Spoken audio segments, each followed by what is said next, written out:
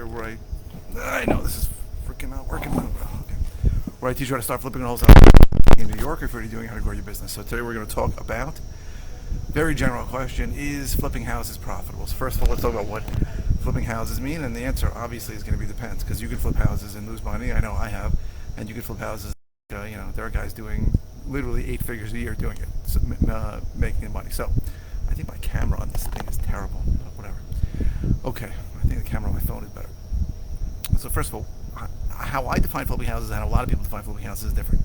In the industry, most people consider a flipped house to be a house that is closed on. It means you take possession of it and do major renovations to it, and then you sell it to an end user buyer.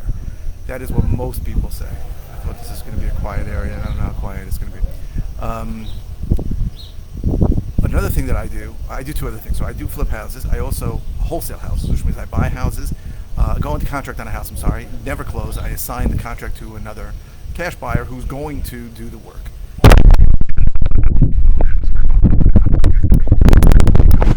Now,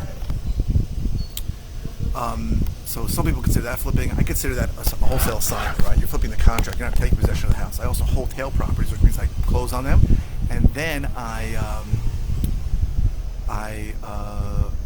do very little work to them and sell them to the public, to the end user buyer. Now, the question is it profitable, right? That is the question. Let me, golf cart driving by. What the hell just happened? Okay. Now, the question is, I don't even know if this is recording at all, to be honest with you. I hope it is. Yeah, I think it is. All right.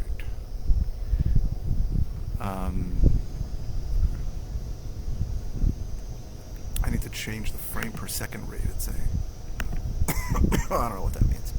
And I'm not even sure this is going live at all. But let's say we are. Sorry.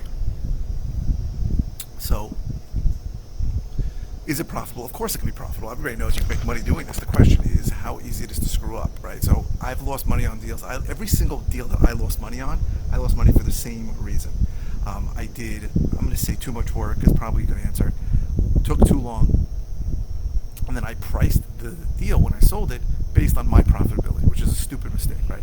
If I would have priced it based on what really the market was indicating, I would have sold it at the same price I sold it for eventually, but a lot sooner, and time is money when you're flipping houses. Once you take possession of the property, the clock really starts.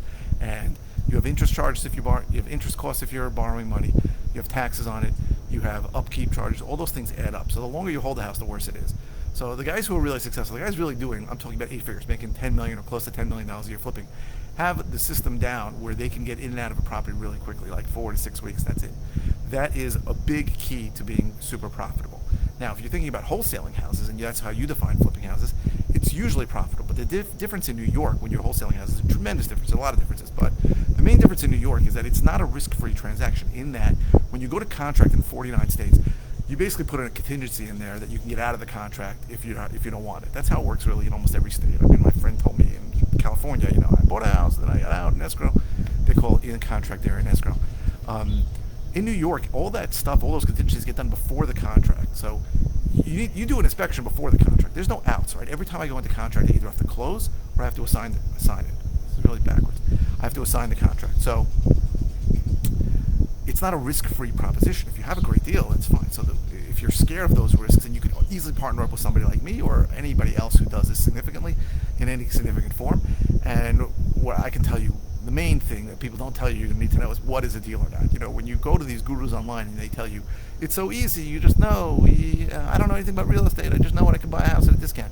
Yeah, so if you have this inspection contingency out, yeah, you can pay way too much for it, you can't find any cash buyers for it, and you get out of the contract. But in New York, you need to know if it's a deal or not. So, and it's not so complicated. It's not so easy because, we think that we're going to buy a list and all the numbers are going to be right and everybody's going to answer the phone. And everybody's going to say, enough people there are going to say, I need to sell this house immediately for any price. That's not what's going to happen. They're going to say, hey, I need $300,000 for it. You're not going to know if $300,000 is a good deal or not. That's where somebody like me comes in. So you can show me a deal. Now, do not send me a deal unless you've spoken to the seller and you can tell me the whole story.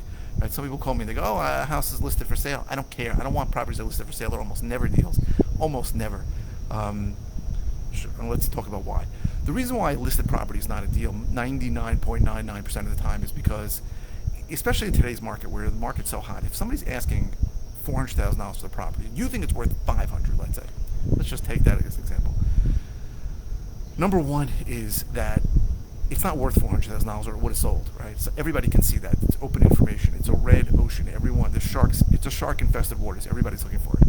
So number one. Number two, you can't pay what it's worth right now. So if it's not even worth $400, the seller wants $400. Maybe the seller will take $380. You can't even pay $380, right? If it's really worth $320, right, which is really the price, which is the reason why it's not selling at $400, you've got to pay a discount of that. So it almost never works out. I have bought listed properties, but very few and far between. It's always an interesting story as to why. Anytime a prospect calls and says, my property's listed for sale, I go, listen, it's probably not going to work.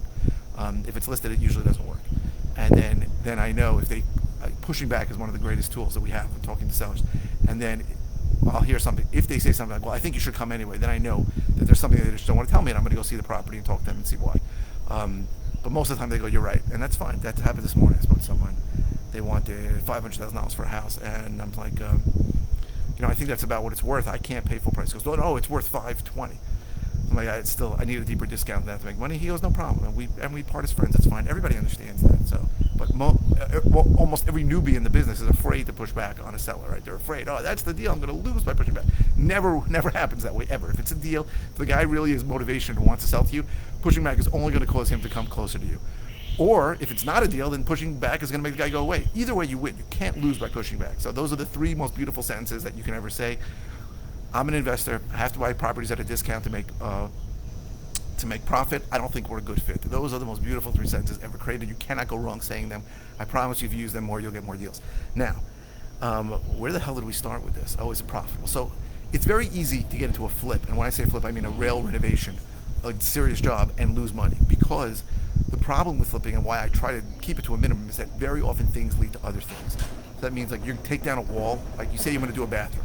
You take down the tile in the bathroom, and you take down a tile in the bathroom, and you realize that the plumbing's screwed up. You take down the bathroom, and you realize there's some termite damage. You take down a wall in the bathroom, and you realize there's all kinds of other issues here that you never knew about. Now, I'm not saying you should do a shoddy job. I'm just saying no one would ever know that, and it may never show up for 40 years or 50 years if you didn't uncover it. But then you get up a case on the might as well. So you go, well, I'm doing this, I might as well. Well, I might as well open the bathroom more. I might as well do that. And that leads to more and more things. When I got renovated every house that I bought for the first 4 years I was in business, and a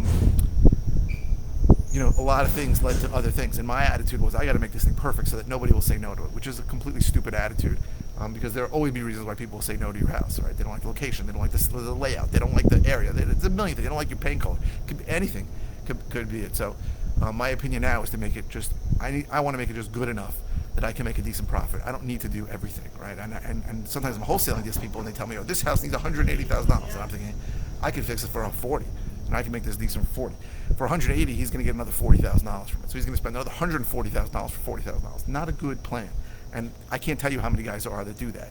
And to me, it's a sign of inexperience. Or maybe it's a sign that they made so much money on their deals that they can do it. They can afford to do it. I don't know. But for me, I don't look at properties like that. I'm like, I have a simple checklist. I need the roof in decent shape. I need the windows in decent shape. I need the kitchen to be nice. I need the bathrooms to be good. Unless there's more than two bathrooms, in that case, maybe one bathroom doesn't have to be so great. I need the floors in good shape. I need the walls in good shape. That's basically it. I don't need open concept. I used to do that. I used to buy capes all the time. Elmont Valley Stream used to knock down the walls, put up headers, get permits for the whole thing. And they look better for sure. But I promise you, I lost money doing that on the 50 capes that I did. Where if I didn't open them up, I would have saved money, time, and I probably would have sold them for the same price. So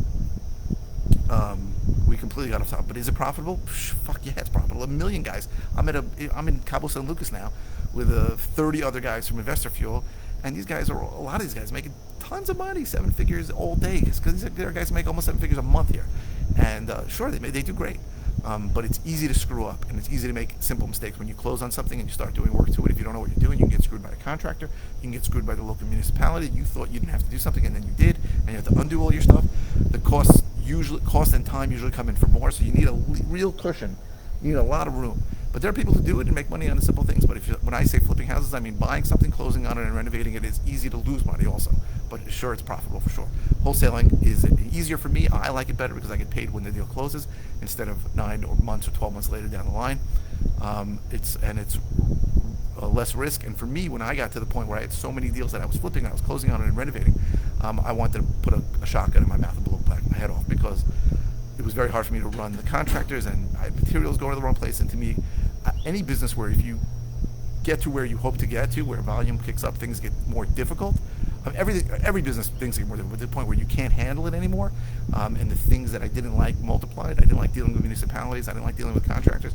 To me, that wasn't a great business that I wanted to do. So about 6 years ago, I switched to going direct to seller. At that point, I was only buying at auction. I go direct to seller, and I can wholesale at least 50 to 60% of the houses that I buy, and the other ones I can cherry pick the ones that I want to close on and work on. Okay, so I hope this was helpful. If you're interested in all the ways I can help you, go to howtoflipnewyork.com. If you're interested in my course that teaches how to do what I do, go to howtoflipnewyork.com, howtoflipnewyorkcourse.com. If you're interested in finding out more about one-on-one coaching, go to coaching.howtoflipnewyork.com. If you're watching on YouTube, please subscribe. If you're watching on any channel, please give the thumbs up. The likes really help me. Please keep the comments coming. I post 5 times a week. Sometimes I don't know what the hell to say, so your comments really help me. If it's a simple comment, even if it has nothing to do with the video, I'll just send you an answer. If it's a topic I've covered before, I'll send you links to a video or videos on it. And if it's something new, I will record a video on it. How do I stop this? Is this thing even on? I don't even think this